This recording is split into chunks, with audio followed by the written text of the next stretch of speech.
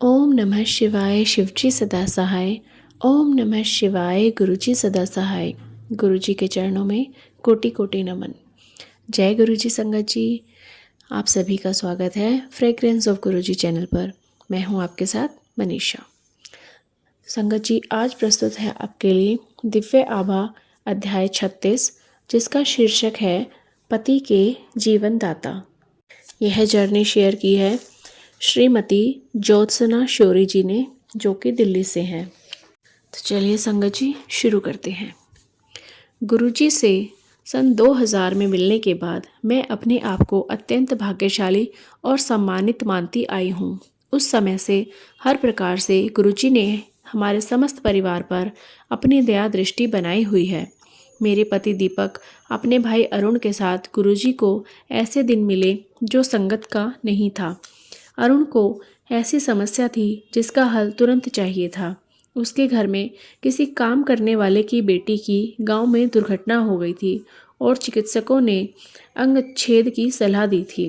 गुरुजी घर पर ही थे और वह दोनों उनके दर्शन करने में सौभाग्यशाली रहे थे। उनकी दया से उसका पैर बच गया। जब वह वहाँ पर थे, गुरुजी ने दीपक को मुझे उनके पास लाने के लिए कहा। पहले तो मैं उनके पास जाने के लिए अनिच्छुक थी, यद्यपि मेरी धार्मिक प्रवृत्ति है। मैं नश्वर ईश्वर में विश्वास नहीं रखती थी। तत्पश्चात मेरे मन में आया कि उन्होंने मेरी देवरानी के कंपवात रोग में उनकी सहायता करी थी, अतः ऐसे व्यवहार से असभ्यता होगी। मुझे देखते ही गुरुजी ने कहा, कैलाश खन्ना दी कुड़ी। और मैं आश्चर्यचकित थी, क्योंकि किसी भी तरह उन्हें मेरे स्वर्गीय पिता का नाम पता नहीं होना चाहिए था। उन्होंने मुझे अपना एक चित्र देकर संगत में आते रहने के लिए कहा। वह चित्र मैंने अपने पूजा स्थल पर रख दिया। अगले दिन प्रातः उठने पर मैंने देखा कि वह गिरा हुआ था और सिंदूर की डिबिया के समीप सिंदूर की एक ढेरी बनी हुई थी। तथापि वह डिबिया सीधी ही थी। पूजा के कमरे में कोई प्रवेश नहीं कर सकता था। मैं उलझन में थी। बाद में सोचने पर विचार आया कि गुरुजी ही घर पर आए होंगे। जय गुरुजी। बुनने की सिलाइयाँ निकाली। एक अवसर पर गुरुजी ने हमें तीव्र मनोव्यथा से बचाया। हमारे घर हमारे छोटे बेटे विनायक का विवाह हो रहा था। महिला संगीत के दिन सुबह से ही दूर दूर से संबंधी आने लगे थे। अचानक मुझे अपने पति की चीख सुनाई दी। उनकी बीमार माँ अचानक मरणासन हो गई थी। पहले मैंने भागकर गुरुजी के चित्र के सामने उनको स्वस्थ करने के लिए प्रार्थना करी। फिर जैसे ही मैं उनके कमरे में गई तो माँ ने करवट ली और उठकर बैठ गई। उनका स्वास्थ्य इतना अच्छा हो गया कि वह विवाह के समस्त कार्यक्रमों में भाग ले सकी, जैसे उनकी हार्दिक इच्छा रही थी। एक अन्य अवसर पर गुरुजी ने हमारे ऊपर दया करी और इसके लिए हम उनके अति आभारी हैं। उन्होंने हमें जुड़वां पोते दिए।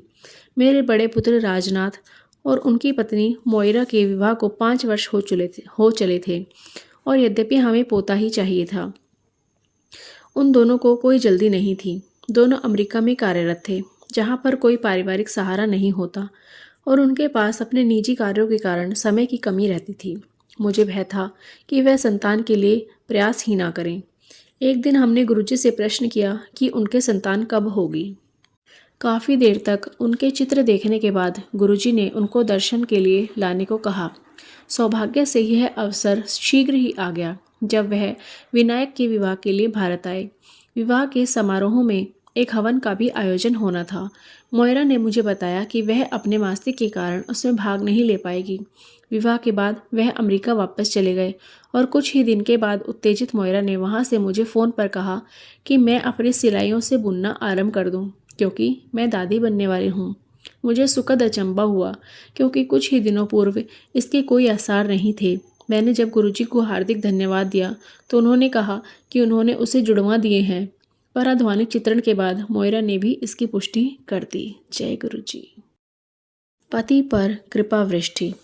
मेरे पति दीपक के पैर में एक घाव था जो बढ़ते बढ़ते सड़ने को होने लगा था और उनको चिकित्सालय में रहना पड़ रहा था। उपचार से वह ठीक होने लगा और अपने टखने में पट्टी बांधे हुए वह घर आ गई। अगले दिन प्रातः उठने पर देखा कि बिस्तर पर बिछी हुई चादर ताजे रक्त में सनी हुई थी। पट्टी बिल्कुल साफ थी। चिकित्सक ने भी यह देखने के लिए कि कहीं और से रक्तस्राव ना हुआ हो परीक्षण किया, पर सब ठीक निकला। परंतु हमें ज्ञात हो गया कि गुरुजी ने पैर में से शेष विषैले रक्त को बाहर निकाला था। गुरुजी ने मेरे पति को नया हृदय देकर जीवन दान भी दिया है। दीपक की 2 धमनियाँ 90% बंद थी।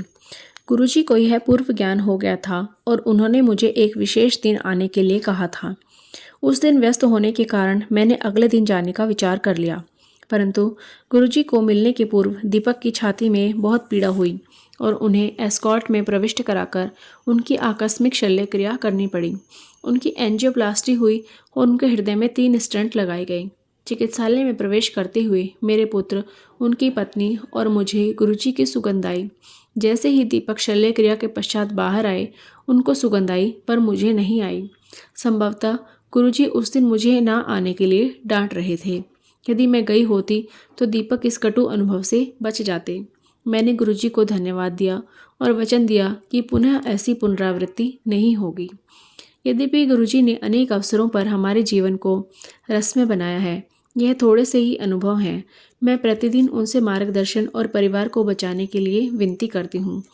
मैं उनकी अत्यंत आभारी हूँ और मुझे विश्वास है कि वह अवश्य सुनेंगे। मैंने कई बार उनसे प्रश्न किया है कि सबके लिए इतना करने के पश्चात आपकी क्या अभिलाषा है। वह मुस्कुराकर उत्तर देते हैं कि केवल पूरी आस्था। जय गुरुजी, जय गुरुजी, अनंतम अनंतम शुक्राना गुरुजी। संगत जी, कैसा लगा आज का अध्याय कमेंट करके ज़रूर बताइएगा। अगर आपको भी कोई ऐसा अनुभव हुआ है या आपका कोई सत्संग है तो आप हमारे चैनल पर शेयर भी कर सकते हैं। इसके लिए डिस्क्रिप्शन बॉक्स में एक व्हाट्सएप नंबर और एक ईमेल आईडी दी गई है, जहां पर आप अपना सत्संग रिकॉर्ड करके हमें भेज सकते हैं। अगर आपकी कोई क्वेरी है तो वो भी आप मुझे व्हाट्सएप मैसेज करके पूछ सकते हैं। चलिए संगत जी, अब करते हैं मंत्र जाप। आप भी कीजिए मेरे साथ। ओम नमः शिवाय, शिवजी सदा सहाय। ओम नमः शिवाय, गुरुजी सदा सहाय। ओम नमः शिवाय, शिवजी सदा सहाय। ओम नमः शिवाय, गुरुजी सदा सहाय। ओम नमः शिवाय, शिवजी सदा सहाय। ओम नमः शिवाय, गुरुजी सदा सहाय। जय गुरुजी, अनंतम शुक्राना गुरुजी। गुरुजी अपनी कृपा का हाथ अपनी संगत पर सदैव ऐसे ही बनाए रखें। सबको अपने चरण शरण में रखें गुरुजी। जय गुरुजी।